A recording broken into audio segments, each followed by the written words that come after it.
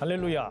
굿TV 세상을 보는 창 오색오감을 시청하시는 시청자 여러분 안녕하십니까? 저는 종신대학교 평교원의 책임교수 김온유 목사입니다. 오늘 좋으신 하나님께서 여러분에게 복 주시기를 간절히 기도하면서 지난주에 이어서 오늘은 분열형 인격과 장애에 대해서 함께 나누고 치유기도 해보도록 하겠습니다. 분열형 인격, 그러면은 인격이라는 말은 성품, 성격을 말하고요. 그 성격이 분열형 성격이 있음과 동시에 그 분열형 성격이 좀 과도하게 사용될 경우에 다른 사람들과 관계가 힘들고 고통스럽고, 그리고 또한 이제 정신병적인 어떤 반응을 보일 때 그거를 장애라고 이야기를 해서 분열형 인격이냐 분열형 장애냐 이렇게 나눌 수 있겠죠. 오늘 성경 말씀에는 오직 너희가 그렇다고 생각하는 것은 그렇다고 하고 아니라고 생각하는 것은 아니라고 하여 정죄받음을 면하라. 야고보서 5장 12절에 이렇게 말씀을 하고 있죠. 분열형 인격은 한마디로 이야기해서 말이 안 통하는 겁니다. 그리고 자기만의 주관적인 생각도 병들어 있기 때문에 어떤 앞뒤의 문맥이 맞지 않고, 그리고 또한 주제와 설명이 맞지 않는, 그리고 또한 환청과 환상을 보고 말한다든지 아니면은 자기만의 어떤 텔레파시 이런 것들을 통해서 인간관계가 매우 힘들고 고통스러운 이런 관계를 가지고 있는 인격을 분열형 인격이라고 그렇게 말합니다. 지난번에 말씀드린 분열성은 혼자 있기를 좋아하고 대화가 잘 안 되는 상태라면, 오늘은 대화하기를 원하고 대화를 한다고는 하지만 인간관계가 전혀 이루어지지 않고 언어에 문제가 생기고, 그리고 또한 대화를 해도 자기만의 어떤 망상이나 어떤 행동을 통해서 대화하기 때문에 대화가 전혀 되지 않고 감정 소통도 되지 않은 그런 인격을 우리가 분열형 인격장애라고 그렇게 설명할 수가 있겠죠. 자, 그러면 이 분열형 인격장애의 증상과 임상적 특징, 클리니컬이라고 이야기를 하는데, 그 임상 특징을 보면 첫 번째가 이 관계망상이라는 게 있습니다. 여러분 혹시 어떤 사람이 연예인을 사랑하는데 도무지 그 사람의 입장에서는 그 사람과 관계가 어떤 애정의 관계가 될 수 있는 그런 상황이 아닌데도 불구하고 그 사람은 나를 사랑하고 있어, 나도 사랑하고 있어, 이렇게 설명하는 관계가 많죠. 국내 최고의 대학을 나오고 국립대학을 나오고 전문성을 가지고 있는 분이 상담을 요청해서 왔어요. 부모와 함께 왔죠. 근데 그분이 하는 말이, 과거에 자기가 대학을 다닐 때 TV에 나오는 한 MC가 있는데 그 앵커가 자기를 사랑한다는 거고 자기도 그 여인을 사랑한다는 거예요. 그래서 아직도 잊지 못하고 결혼을 하지 못하고 오로지 그 여성과만 결혼을 하겠다고 하는 그런 생각을 가지고 있습니다. 그래서 제가 만난 적이 있느냐, 전화 통화한 적이 있느냐, 전혀 없고 만난 적도 없다는 거죠. 그런데도 그 여성과는 사랑하고 있다고 이야기합니다. 그리고 언젠가는 오리라고 생각을 한다는 거죠. 이러한 것들을 우리가 관계망상, 애정망상 이렇게 표현을 하기도 하죠. 대개가 이제 이거는 정신분열증에서 오는 망상이라고 하는데, 정신분열증은 아니어도 관계망상이 있을 수 있다는 겁니다. 그리고 수동적 행동이라고 지금 이렇게 설명이 되어 있죠. 본인이 어떤 능동적으로 어떤 행동을 하는 것보다는 옆에서 자꾸 어떤 권위자, 그리고 또한 관계에 어떤 사람이 시킬 때, 마치 정신분열 환자가 이 병원에 들어갔을 때 병원 의사나 간호사의 명령을 받고 행동하는 것처럼 중요한 타인에 의해서 움직이는 행동, 아무도 믿지 못하기 때문에. 그 다음에 인지 왜곡이라는 게 있습니다. 인지 왜곡도 아까 지난번에도 말씀을 드렸지만 심각한 자기만의 생각에 빠져 있어서 도무지 그 자기 생각에서 벗어나지를 못하는 거죠. 근데 그것이 너무 심하다는 거죠. 특히 분열형 인격장애는 바로 그 부분입니다. 그리고 마술적 믿음이라고 그럽니다. 항상 어떤 미신에 빠져 있고 환시나 환상에 빠져 있고 우리가 기도를 해도 종교망상이라고 그러는데 항상 어떤 입신 상태의 그 부분을 잊지 못하고 꿈을 꾸고 그 꿈은 분명히 나에게 그리고 내 문제를 해결하는 것이야라고 과신, 확실하게 믿어버리고 어떨 때는 미신에 빠지기도 하고 또 텔레파시에 대해서 굉장히 관심이 많고 육감이 뛰어나다고 생각을 하고 그리고 환상에 집착하는 이런 것들을 우리가 볼 수 있습니다. 교회를 다니는 사람들 가운데서 유별나게 애언을 좋아하고 환상을 좋아하고 여기에 집착을 하고 기도하는 분들은 거의 다 이 분열령 인격이라고 보면 되겠습니다. 그래서 그런 사람들은 이단 사이비에 빠져서 고통을 당하는 그런 경우가 많죠. 그리고 또한 신체적인 착각, 몸 여기저기를 만지면서 이곳에 귀신이 있다, 이곳에 뭐가 있다 이렇게 말하는 분들, 유별난 지각을 경험합니다. 나는 이런 것들이 있어서 나는 그걸 믿고 있어요. 이런 대화를 많이 하게 되죠. 옆에서 보면은 정상이 아닌데도 그것을 정상이라고 생각하고 끊임없이 강조합니다.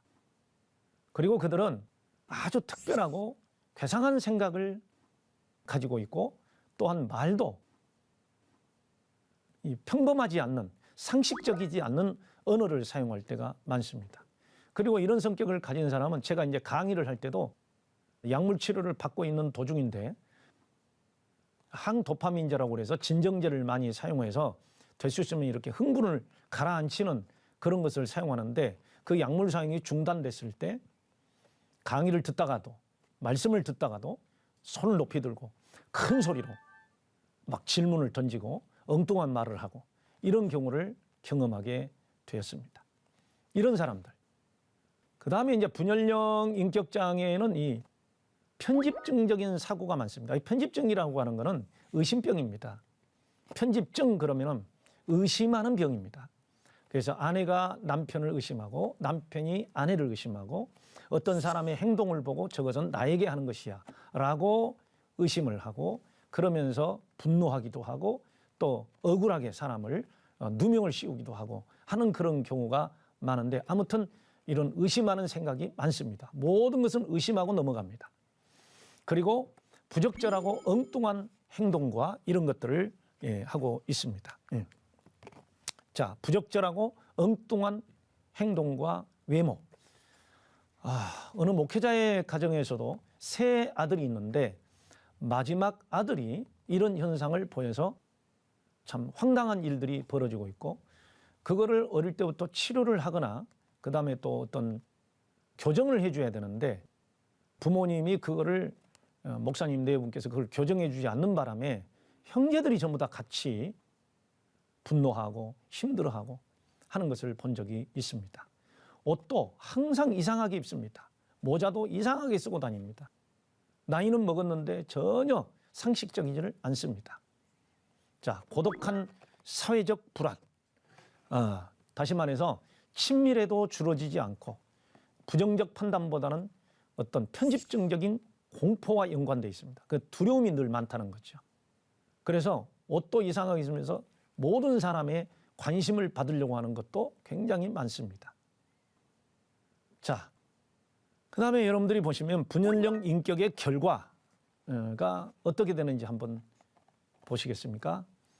분열령 인격장애를 가지고 있다고 보면은 적어도 인격장애이기 때문에 정신분열증은 아닌데 정신분열의 발생 초기입니다. 그래서 이런 정신분열은 아니어도 이걸 우리는 경계선상의 정신질환. 사실 나중에 여러분 말씀드리겠지만 경계선 장애라는 게 있거든요. 정신질환에도 경계선 장애가 있습니다.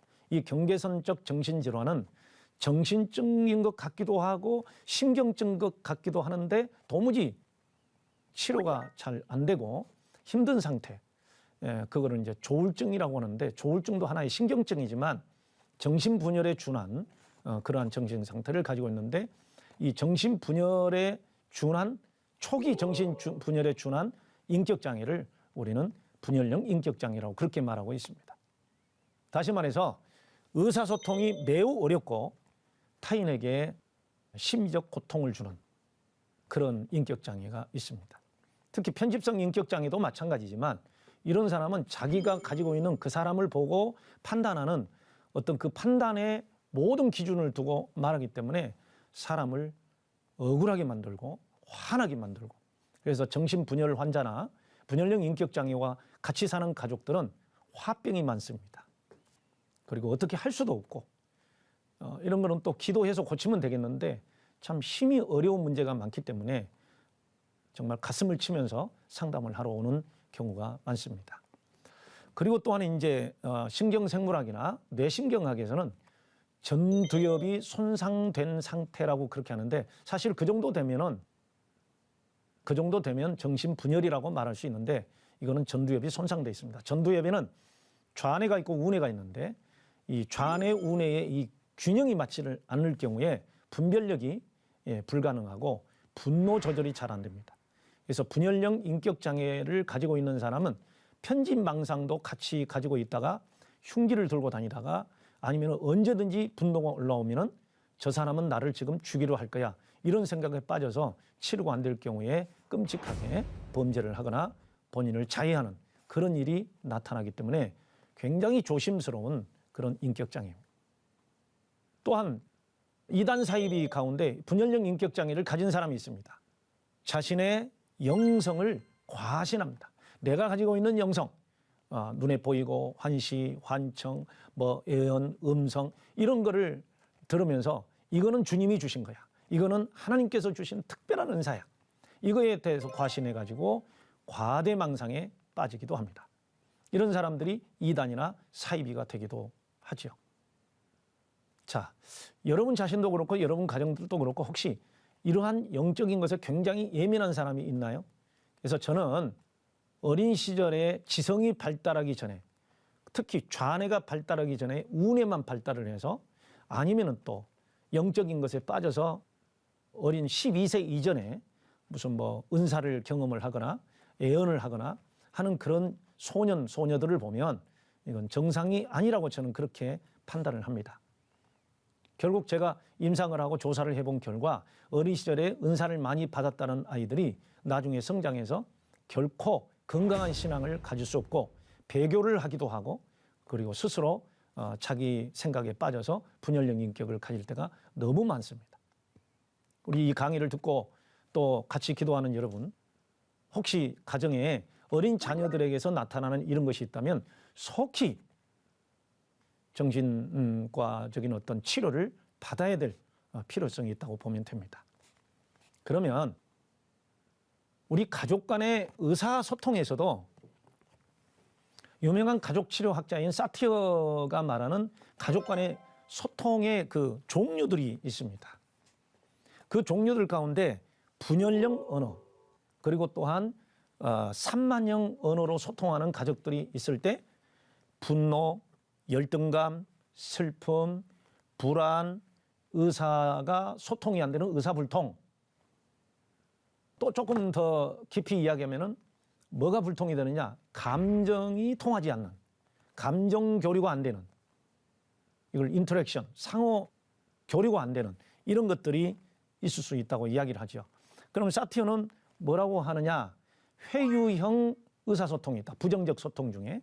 그래서 그 회유형은 내가 너를 위해서, 당신을 위해서 이렇게 희생하니, 그리고 이렇게 힘이 드니 당신은 내 말을 들어야 해요 하면서 무조건적 희생을 무기로 소통하려고 하는 방법이죠.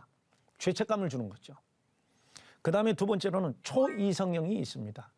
어떤 정서적인 단어, 그리고 감정 언어를 사용하고 물어보고 이런 것보다는 항상 윤리적인 이야기, 밥을 먹으면서도 오늘 해야 될 일을 했느냐, 그 다음에 감정이 어떠냐를 물어보는 것보다는 항상 사람이 그러면 못 써, 완벽주의적인 그런 언어를 쓰는 그런 가정이 있다 이거죠. 그리고 비난형이 있습니다. 그러면서 공격을 합니다. 사람이 그러면 못 써, 너 그따위로 살아가지고 너 그렇게 행동을 해서 하나님 앞에서, 아니면 사람 앞에서, 아니면 미래에 먹고 살만 하겠냐? 이런 대화를 하는 가정. 밥상머리 교육이라고 그러죠. 밥상에서 어떤 교육을 할 것이냐. 교육보다는 양육이 필요합니다. 많이 먹어라, 배고프지? 오늘 힘들지 않겠어? 고생이 많겠구나. 이런 어떤 단어를 써야 되는데 전혀 그렇지를 않다는 거죠. 그런데 더 심각한 것은 산만형 언어입니다. 어린아이가 학교에서 돌아왔을 때 그 어린아이는 날마다 배우기 때문에 선생님한테도 배우고 부모님한테도 배우고 아니면은 TV에서도 배우는 것을 해야 하고 책을 읽어야 되고 그 힘들거든요. 그러다 보면 배도 고플 때가 있죠. 그러면 학교에서 돌아왔을 때 엄마 나 배고파, 엄마 나 힘들어. 그랬을 때 눈을 맞춰주고 그 아이에게 배고프지? 똑같이 배고프지? 아이고 힘들지? 힘들 거야.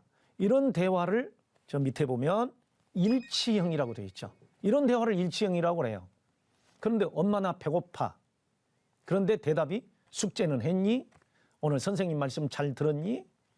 이런 의사소통 관계를 산만형, 분열형. 첫 번째입니다. 그 다음에 두 번째 산만형, 분열형은 뭡니까? 아이가 배고파서 들어오고 그랬으면 엄마는 TV를 보다가도 얼른 리모컨을 내려놓고 눈을 맞추고 해야 되는데 엄마 얘기만 하는 겁니다. 갑자기 나 오늘 시장에 갔는데 어떤 친구를 봤어. 이런 얘기를 하는 거죠. 지금 그 아이는 배가 고프다, 힘들다 표현한다는 거죠. 부부간에도 마찬가지죠. 부부간에도 직장에서 남편이 돌아왔을 때 여보 나 오늘 너무 피곤해요. 그랬을 때 아이고 많이 피곤하시죠? 그러면 일치형이죠. 나도 오늘 집에서 많이 힘들었어요. 이래버리면 분열형이 되는 거죠. 어떤 분은 그래요. 5초 안에 부부간에 원수가 된다고. 오늘 여러분 분열형 인격장애는 이렇게 산만하고 비난하고 타인과의 관계가 힘든 그런 소통을 하게 되기 때문에 가족들이나 중요한 타인에게 심한 상처를 입히는 그리고 또한 의사가 소통되지 않아서 화를 나게 만드는 그런 관계가 되기 쉽다는 겁니다.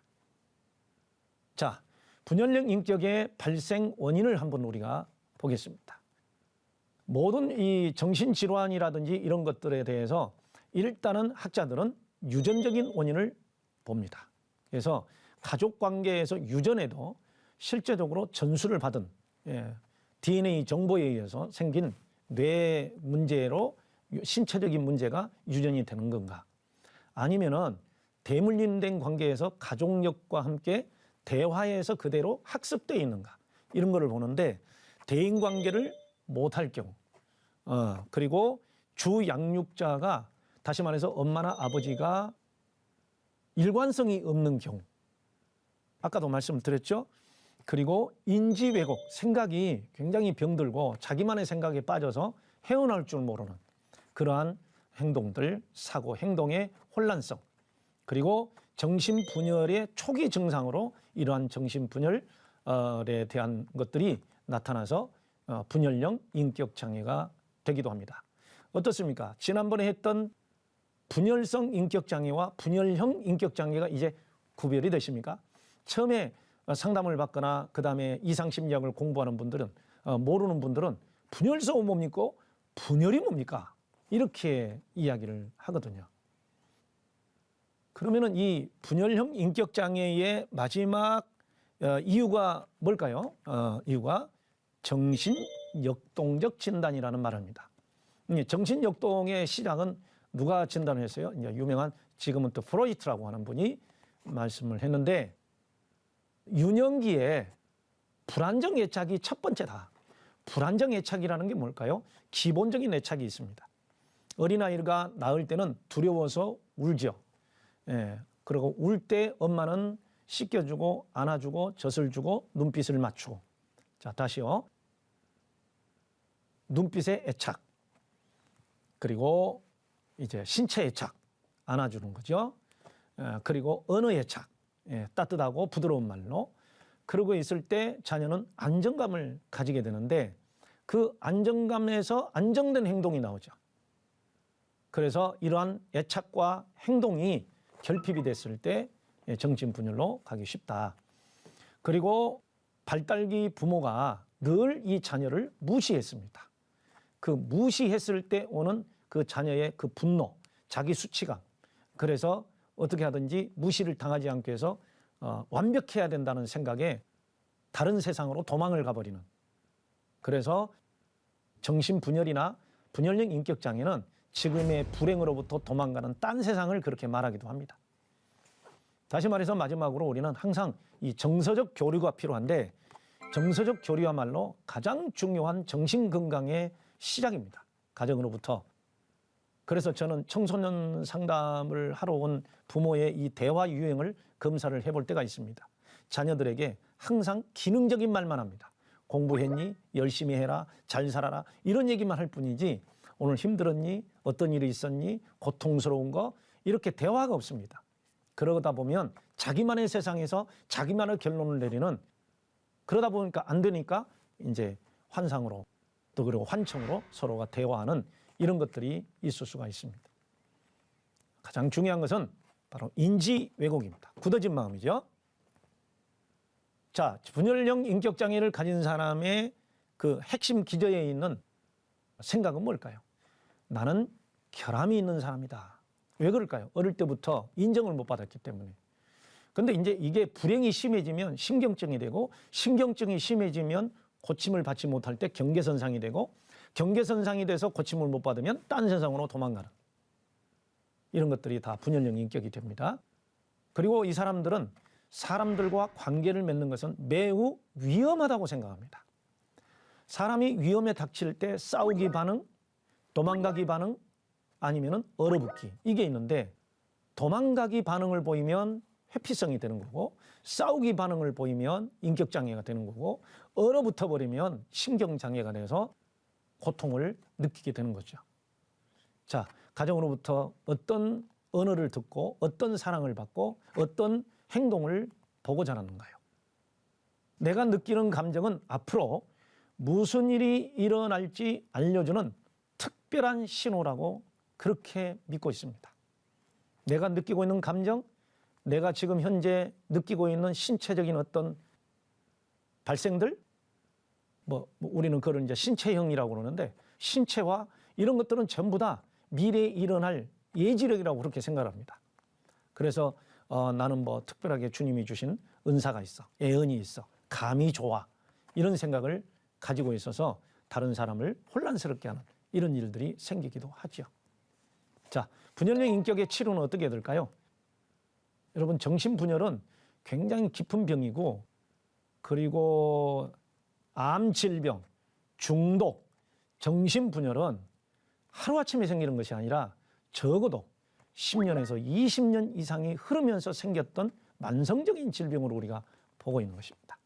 그렇기 때문에 일단은 향정신성 의약품인 약물치료가 필요하고 반드시 정신과 의사의 진단을 받고 인지행동치료 상담가를 통해서 인지행동치료, 그 행동과 그 생각이 주관적이다, 객관적인 것은 이렇다라고 하는 것을 인지시켜주는 그런 훈련이 필요하고 또 사회적 기술훈련, 좀 전문용어로 용환법이라고 하는데 자꾸 쓰던 말을 다시 또 쓰게 만들고 그리고 계속 인지시켜주고 마치 자폐아 훈련시키듯이 그렇게 훈련하는 반복적인 훈련이 필요하고 그리고 적절한 언행을 우리는 그걸 강화시킨다고 하는데 그때 상황에 맞는 언어를 쓰도록 계속 강화시켜주는 훈련을 해야 되는 것입니다.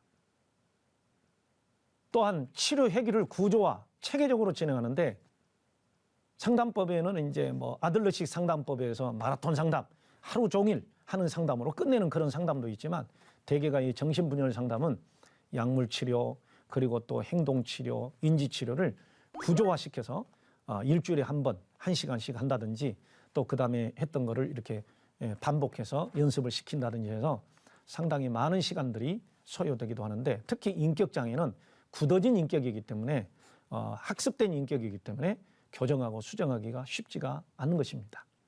내담자의 정서적 느낌보다는 객관적 증거에 의해서 자기를 평가하는 이러한 것들이 필요합니다. 지금까지 제가 말씀을 드렸죠. 약물치료, 기술훈련, 적절한 행동, 구조화된 행동들 그리고 정서적 느낌보다는 객관적 증거 이렇게 해서 우리가 정신분열이나 이런 것들을 치료하는데 제가 지금까지 상담하고 치료해보고 하는데 정신과적인 문제를 가지고 오는 분은 대화를 해봤을 때 전혀 앞뒤가 안 맞아요. 그리고 상담이 진행이 되지 않습니다. 그리고 감정 기복이 너무 심하기 때문에 이런 분은 일단 정신과 병원을 추천을 하고 그리고 거기에서 어느 정도 약물 치료가 돼서 정서 상태가 온전해질 때 그때 상담이 들어가도록 그렇게 하고 있습니다. 그리고 또한 거기에서는 당연히 가족들이 와서 상담 치료를 받고 가족들이 겪었던 고통을 치료하고 있습니다. 자, 하나님은 하실 수 있습니다. 이 기도를 통해서 여러분이 치유가 일어나기를 바랍니다. 같이 한번 기도해 볼까요? 하나님 아버지, 저의 가정은 분열형 의사소통과 억압적이고 공격적인 형태의 언어를 사용하는 가정이었고 전혀 현실성이 없고 논지가 없는 언어 소통을 하는 환경이었습니다. 나의 존재와 의견은 무시당했고 힘들었습니다. 타인과 교제하는 것이 두렵고 저의 애감은 매우 민감하기도 하고 환상과 환청에 의존하기도 합니다. 그래서 사람들로부터 부담스러운 존재가 되기도 합니다. 주님, 이 시간 저의 인격장애의 치유를 위하여 저의 왜곡된 생각과 인격장애를 예수님의 이름으로 고백합니다. 아멘. 하나님의 말씀으로 세상을 이해하고 바라보는 마음의 창이 여러분에게 열리기를 소망하며 이 시간 마치겠습니다. 감사합니다.